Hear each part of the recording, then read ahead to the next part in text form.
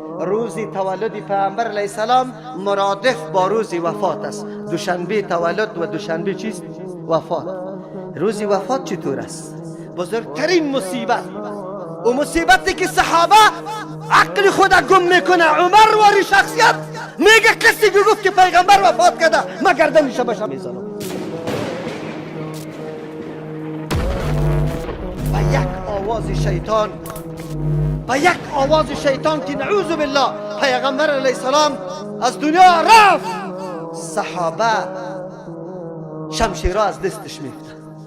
مصیبتی بزرگ، قدر و قیمت وجودی پیغمبر علیه السلام و صحابه درک کرده بود. د کابل ښاروالۍ د کلتوري چارو ریاست د میلادالنبي ورځ د شاندارو مراسمو په ترڅ کې ولمانځله. په دې غونډه کې د افغانستان اسلامي امارت ویاند ښاغلي ذبیح الله مجاهد، د کابل ښاروالۍ د ټولنیزو او کلتوري چارو مرستیال مولوي حبیب الرحمن منصور، د کلتوري چارو رئیس قاري ولی ګل جواد، دیني عالمانو، شاعرانو او لیکوالانو، د ښوونځیو ښوونکو او زده کوونکو او د سیمې یو شمېر مشرانو برخه اخیستې وه. ورپسې د افغانستان اسلامي امارت ویاند ښاغلي ذبیح الله مجاهد د میلادالنبي ورځې د اهمیت په اړه خپله وینا له ګډونوالو سره شریکه کړه.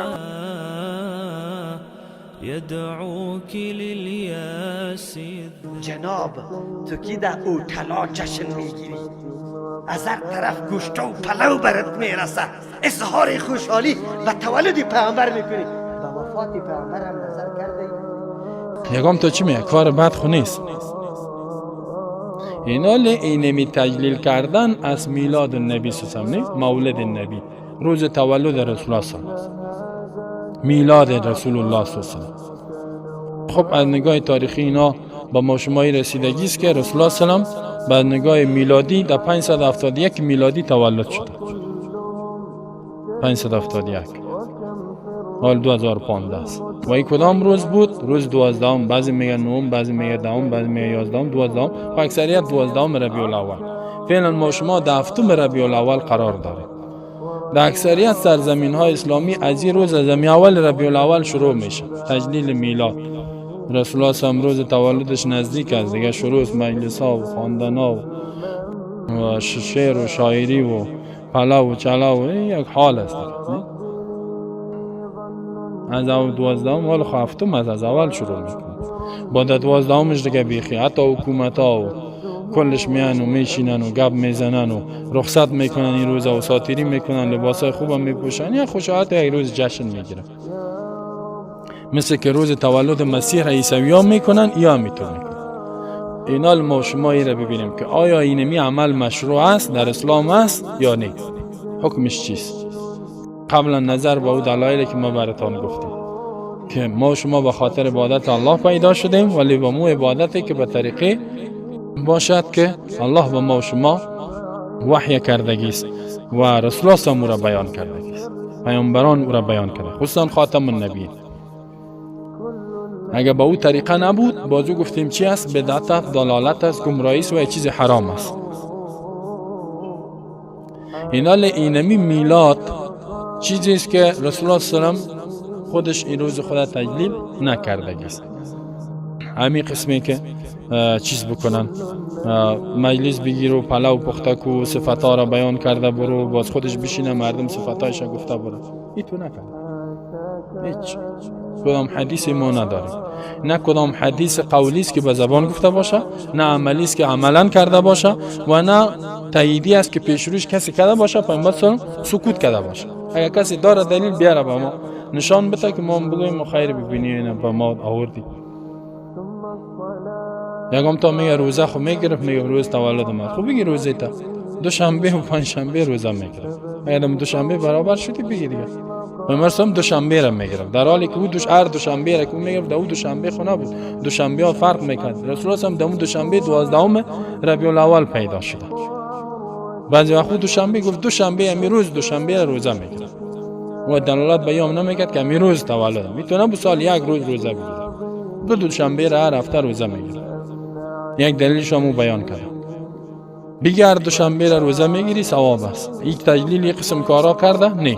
خب خلفای راشدین که رسول الله میگه به سنت خلفای راشدین، آیا ابوبکر عمر کار کرده؟ نه، کدام دلیل اثر وجود نداره. ابوبکر با وجودی که یا یار اول رسول الله صلی خلیفه اول رسول الله صلی الله علیه و با رسول الله صلی در همه مشکلات دعوت بود. عمر رضی الله عنه در عین وقت این خسران رسول الله صلی الله علیه و ابوبکر هم دختر خود به رسول الله صلی الله علیه و دادگی است، یعنی خویشاوندی بسیار نزدیک داره. عایشه رضی الله عنها و عمر رضی الله عنها هم دختر خود که حفصه است بر رسول الله صلی الله علیه و دادگی است. ولی باسه که نگاه خویشاوندی هم باید میکرد. اگر بگوی پای پول و پیسه نبود رسول الله هم رئیس دولت شد در مدینه ای کار نکرد. جزیره عرب فتح شد، یمن و بحرین و اینجا فتح شد، بسیار پول و پیسه آمد و این مسلم کار نکرد. ابوبکر صدیق عین عراق فتح کرد ولی کار نکرد. عمر رضی الله عنه دو امپراتوری دنیا را شکست داد. مسلمانان در خلافت عمر رضی الله عنه اکثریت جهان رهبری کردند، اول قدرت دنیا شدند، ابر قدرت. ولی عمر رضی الله عنه نکتی کاره، یعنی کار انجام نداد. پس از این چی فهمیده میشه که سنت نبوده، عبادت نبوده، مستحب نبوده و ثواب نداشته. اگر ثواب میداشت به این سلام کار میکرد. ابوبکر صدیق با وجودی که خصوص رسول الله صلی الله علیه و کار انجام نداده، عمر رضی الله عنه انجام نداده. اگر کسی میاد داده با اثر به ما بیاره. یک روز یک کسی مرا گفت استاد لطفاً از میلاد مخالفت نکنید. من گفتم چرا برادر عزیز؟ گفت به خاطر از اینکه اگر شما از میلاد مخالفت میکنید باز پیغمبر فراموش مردم میشه، با اینکه یک روزی در سال یاد بود شود. من درست است، شما حق دارید این کارو بکنید ولی ما این حق نداریم.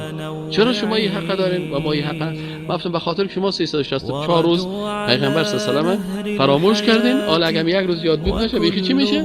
یادتان میره. برای شما بسیار خوب است شما این کارو بکنید. برای ما چرا؟ چون ما هر روز وقتی که از خواب میخیزیم به یاد رسول الله صلی الله علیه و سلم از خواب میخیزیم. وقتی که به خواب میریم به یاد رسول الله صلی الله علیه و سلم به خواب میریم. سنت های پیغمبر رو تطبیق کرده باز خواب میکنیم.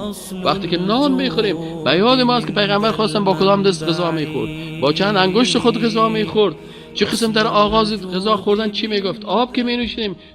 اما مرکزایی که بدعت ها را ایجاد میکنن برای از پیشون سوال کنه شما را به الله قسم مریدای خیلی زیاد داره، دمونجا که تجلیل کرده هیاهوی گفته هیاهوی در مرکزیتون قرآن ترجمه میشه، درس حدیث وجود داره. یه ذکر و عبادتی که شما میکنید از کجا آمده؟ در کدام حدیث ذکر است؟ در کدام آیت قرآن کریم اشاره به این گپا شده؟ بگویید مدح پیر خدا بکو، کامل و مکمل است، قیوم زمان است، متصرف است، در یک لحظه مردم رسانده میتونه. پیامبر 23 سال صحابه را تربیت میداد، دور رسانده نمیتونست، حالی پیرا پیدا شده در یک روز میرسونه. همه عبادات هم از پیشش معاف میکنه، در کابلتون وجود نداره. میال عجیب است. به این کتاب الله بشیریم، آیت قرآن کریم خامو صحابه خامی تفسیر میکنه. قتاده رحمه الله میگه فضل الله متعال اسلام است، رحمتش قرآن است. بله بعضی تفاسیر گرفته باشه وجود مبارک رسول الله صلی الله علیه و سلم، ما میگیم بالکل رحمت است. چرا؟ لیکن بیادرکم تو باید یک کمی قرآن مطالعه بکنی. اگر قرآن مطالعه نکنی باز دیگه جنجال است. قرآن در یک جای هم به ولادت پیامبر اشاره نکرده. یک آیت برای من کسی نشان بده که آیت اشاره به ولادت کرده؟ بله قرآن اشاره به چی کرده؟ که احسان خدا میمانه. سوره آل عمران الله متعال برای ما میفرمه لقد من الله علی المؤمنین، یقینا احسان بزرگ گذاشته الله متعال، منت گذاشته الله متعال بالای مؤمنا. چی منت گذاشته؟ از بعث فیهم رسولا منهم، به خاطر که در بین خودشان یک پیغمبر عظیم شان روان کرده، فرستاده. یتلو علیهم، این منت و احسان به خاطر چیست؟ پیغمبر چی کمال داره؟ کمالش دیگه پاس که ملت جمع کرد سری کتاب الله.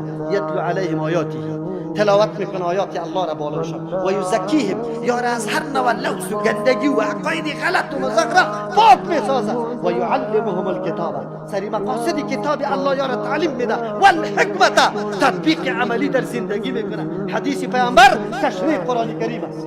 و این کانوا من قبل لفی ضلال مبین. همین مردم پیش از بعثت پیامبر در گمراهی آشکارا بود.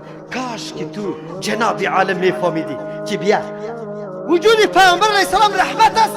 خو الله کدام چیزیش رحمت گفته؟ خود قرآن میگه و ما ارسلناک الا رحمتا للعالمین. الله نگفته و ما اوجدناک و ما ولدناک، ما تو را تولد نکردیم، ما تو را پیدا نکردیم مگر رحمت برای عالمین. میگه و ما ارسلناک، ما تو را پیغمبر نکردیم. رحمت در پیغمبریش است نه در ولادتش. جناب کاش که تو یاد داشته باشی قدر گپاره قرآن بدون. يا حسنه ذاك العطاء المتنوع